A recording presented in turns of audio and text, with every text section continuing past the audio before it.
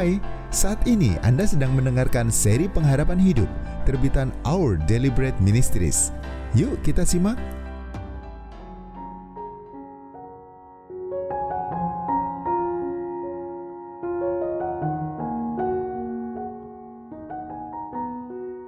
Kanker, masih ada harapan. Mengapa aku? Ketika Sharon pertama kali tahu ia mengidap kanker, hatinya hancur lebur. Ia baru berumur 31 tahun dan sedang mengandung anak kedua. Ia dan suaminya baru pindah ke Amerika Serikat dan anak sulung mereka baru berusia 3 tahun. Kini, kanker tiroid mengancam untuk memporak-porandakan hidup mereka. Walaupun suaminya berusaha mendukung dan menghiburnya, Sharon tetap merasa sendirian dan ketakutan. Ia sering terbangun di tengah malam dan menangis diam-diam. Ia kerap bertanya, "Mengapa aku?" Dokter telah menjadwalkan serangkaian pengobatan untuk kankernya, tetapi prosesnya menyakitkan dan membuat Sharon kelelahan. Sang suami disibukkan oleh urusan pekerjaan dan studinya, sehingga Sharon tetap harus mengurus rumah dan keluarga. Ada kalanya ia dikuasai oleh perasaan tak berdaya dan putus asa. Siapa yang bisa menolongku? Sharon baru saja percaya kepada Yesus Kristus, dan kini ia meminta pertolongan Allah. Ia mencurahkan semua keluh kesah dan perasaannya kepada Allah dalam doa. Kepahitan dan ketakutannya tidak lantas pergi. Namun, saat berdoa, ia mulai merasakan damai sejahtera dan penghiburan dalam hatinya, menggantikan ketakutan dan kepahitannya. Ia merasa yakin Allah akan menolong dan menjaganya. Teman-teman dari gereja lokal mereka datang membantu dengan bergantian menjaga dua anaknya yang masih kecil agar Sharon bisa beristirahat. "Aku sangat bersyukur untuk pertolongan mereka," kenang Sharon.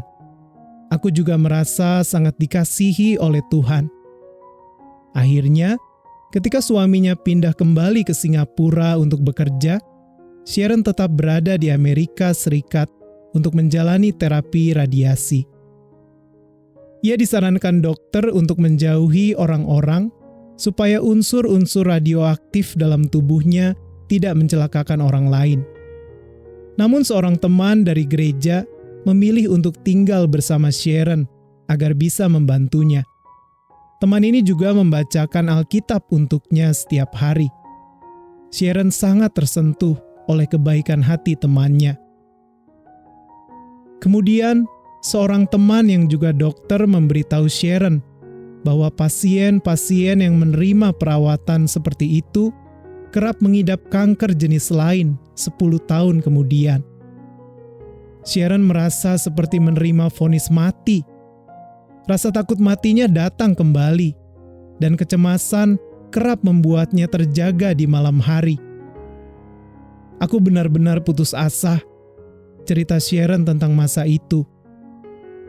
"Dalam benakku, aku terus-menerus berpikir, bagaimana nanti nasib suami dan anak-anakku kalau aku meninggal dalam 10 tahun? Aku masih terlalu muda untuk mati."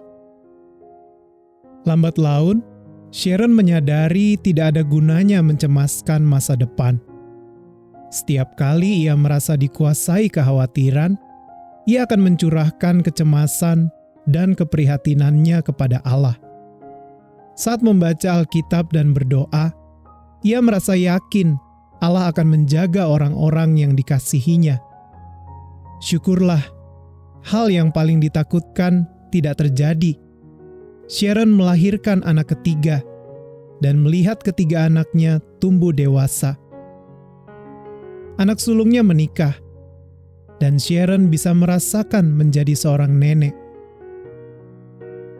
Pada tahun 2017, Sharon kembali didiagnosis menderita kanker. Usianya 62 tahun. Untunglah, kanker endometrium itu terdeteksi pada stadium dini.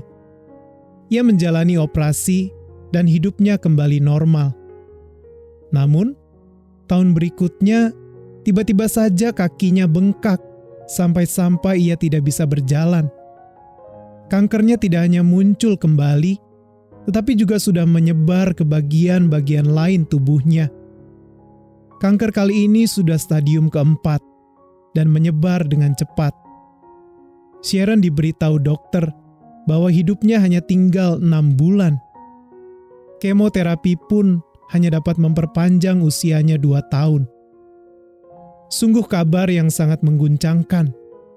Sharon sudah pernah mendengar tentang kemoterapi dan efek sampingnya. Itulah mengapa banyak pasien kanker stadium akhir lebih memilih perawatan paliatif daripada menjalani kemoterapi. Namun, kali ini Sharon sudah tidak lagi takut mati. Ia yakin bahwa setelah meninggal dunia, ia akan pulang ke surga untuk hidup bersama Yesus. Pada akhirnya, Sharon berhasil diyakinkan oleh keluarganya untuk menjalani kemoterapi. Namun, ia sendiri meragukan keputusannya. Apakah perawatan itu akan efektif? Sanggupkah ia bertahan menghadapi efek sampingnya? Saat memikirkan betapa ia merasa begitu tidak berdaya dan rapuh, Sharon kembali menemukan kekuatan dan keteguhan di dalam Allah. Aku meminta kepada Tuhan agar Dia berkenan meringankan efek samping terapinya supaya aku tidak terlalu menderita, ceritanya.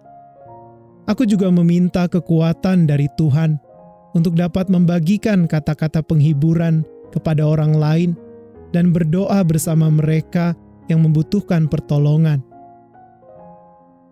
Keluarga dan teman-teman dari gereja juga mendoakan Sharon.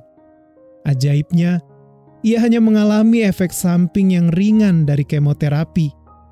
Ia tetap bisa mengecap rasa atau mencium, dan tidak mengalami sariawan di mulut ataupun mual-mual. Ia juga bisa tidur nyenyak. Beberapa teman membuatkan sup tonik untuknya setiap minggu. Setiap kali ia ingin makan buah tertentu, ada saja orang yang memberikannya. Dan ketika gusinya sakit karena pengobatan, seseorang membelikannya odol khusus. Semua itu menunjukkan kepadaku bahwa Allah yang kupercaya itu nyata dan hidup, ujarnya. Dia sangat mengasihiku dan akan memenuhi setiap kebutuhanku.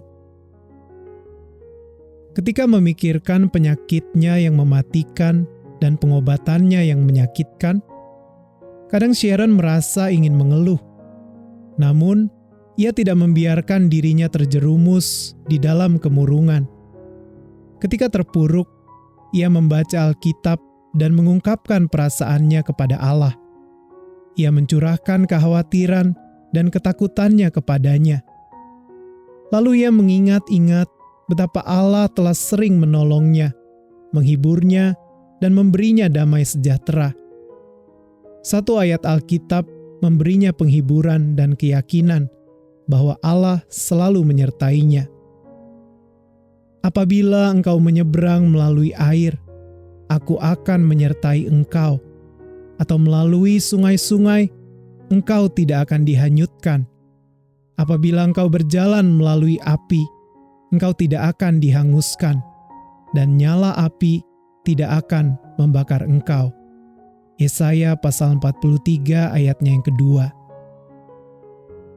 Kata Sharon, kalau saja aku tidak mengenal Tuhan, aku pasti sudah menyerah dan kehilangan harapan hidup. Saat ini aku sedang berjalan dalam lembah kekelaman. Entah berapa lama lagi aku hidup. Aku selalu sadar, kapan saja kematian bisa memisahkanku dari keluargaku. Namun ia menambahkan bahwa ia menemukan pengharapan dan kekuatan untuk terus bertahan karena imannya kepada Yesus Kristus. Katanya, baik kita sedang menjalani proses pengobatan yang menyakitkan, terbaring di atas meja operasi, atau di ambang kematian, hanya satu pribadi yang dapat mendampingi kita dan menyertai kita di sepanjang jalan, Tuhan. Hadirat-Nya memberi kita damai sejahtera yang sesungguhnya. Sulit sekali menghadapi penyakit mematikan dengan hati yang tenang. Jadi, dari manakah sumber kekuatan dan keberanian Sharon? Apa yang membuatnya tidak takut pada kematian? Jika Anda mengajukan pertanyaan-pertanyaan itu kepada Sharon, ia akan langsung menjawab, "Imanku kepada Yesus Kristus." Ia percaya pada apa yang Alkitab katakan tentang Yesus. Dialah Allah yang menjadi manusia untuk menunjukkan kepada kita semua bagaimana kita dapat pergi ke surga. Yesus berkata di dalam Injil Yohanes pasal yang ke-11 ayatnya yang ke-25, "Akulah kebangkitan dan hidup, barang siapa percaya kepadaku, ia akan hidup walaupun ia sudah mati." Apa yang menguatkan Sharon? Janji yang diberikan Yesus, Dia akan membawa kita ke surga untuk hidup bersamanya selama-lamanya. Tak seorang pun dapat menghindari kematian. Oleh karena itu, Yesus datang ke dunia untuk memberi kita jalan keluar. Dia mati di kayu salib demi menebus kita dari dosa dan bangkit dari kematian pada hari yang ketiga. Bila kita mengakui dosa-dosa kita dan percaya kepadanya, Yesus akan memenuhi janjinya untuk memberi kita kehidupan kekal bersama Dia di surga, bahkan setelah kita mati. Bila Anda sudah percaya kepada Yesus Kristus, Anda tidak akan seorang diri menghadapi kematian. Karena pernah menghadapi dan mengalahkan kematian, Yesus sanggup berjalan bersama Anda di sepanjang hidup Anda, bahkan hingga saat-saat terakhir. Dia akan memegang tangan Anda erat-erat ketika Anda berpindah dari kehidupan menuju kematian hingga memasuki kehidupan kekal. Maukah Anda mengenal Allah yang telah memberi pengharapan dan penghiburan besar kepada Sharon? Lewat firman-Nya, Yesus mengundang Anda. "Marilah kepadaku, semua yang letih lesu dan berbeban berat. Aku akan memberi kelegaan kepadamu." Matius pasal 11 ayat yang ke-28. Terima kasih ya karena Anda sudah mendengarkan seri pengharapan hidup ini. Untuk mendapatkan materi-materi dengan judul-judul lainnya secara online, silakan kunjungi website santapanrohani.org/SPH. Tuhan memberkati.